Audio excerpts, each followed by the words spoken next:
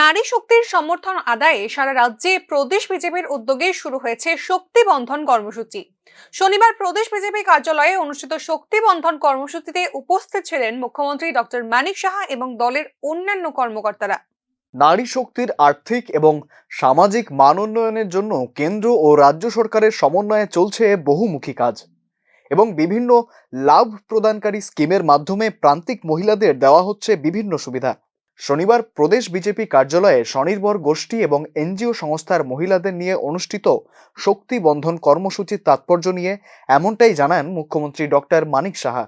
সংশ্লিষ্ট কর্মসূচিতে এদিন অন্যান্যদের মধ্যে উপস্থিত ছিলেন পুর মেয়র দীপক মজুমদার এবং দলের অন্যান্য সাংগঠনিক কর্মকর্তারা।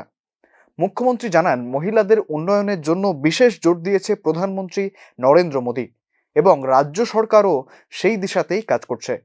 যারা এসএসজি গ্রুপের আপনারা জানেন যে যেভাবে আমাদের এখানে কাজ হচ্ছে, ত্রিপুরাতে সারা ভারতবর্ষে কাজ হচ্ছে, ত্রিপুরাতেও আমাদের টিআরএলএমের মাধ্যমে বিভিন্ন ধরনের গ্রুপ আমরা তৈরি করেছি। এসএসজি গ্রুপ ভালো কাজ করছে এখানে। তো যেহেতু ওনারা সমস্ত বেনিফিট পাচ্ছেন, বিভিন্ন যে আমাদের স্কিমগুলো আছে তাদেরকে নিয়ে আমরা সব মানুষের কাছে আমাদের যে প্রধানমন্ত্রী বিকশিত ভারত সংকল্প যাত্রা যেসব বেনিফিশিয়ারি যে স্কিমগুলো সেগুলো যাতে আরও মানুষের কাছে পৌঁছায়, তো এই মহিলাদের মাধ্যমে আমরা নিয়ে যেতে চাই। যারা আমাদের যারা এসএসজি গ্রুপ তাদেরকে নিয়ে যাওয়ার জন্য এই অভিযান। তো এই কারণেই আজকে বিভিন্ন ডিস্ট্রিক্টে আমাদের হচ্ছে।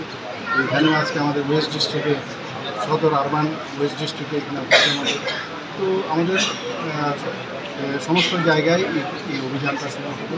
প্রায় 3 মাস ব্যাপী, 2 মাস ব্যাপী এই অভিযান চলছে।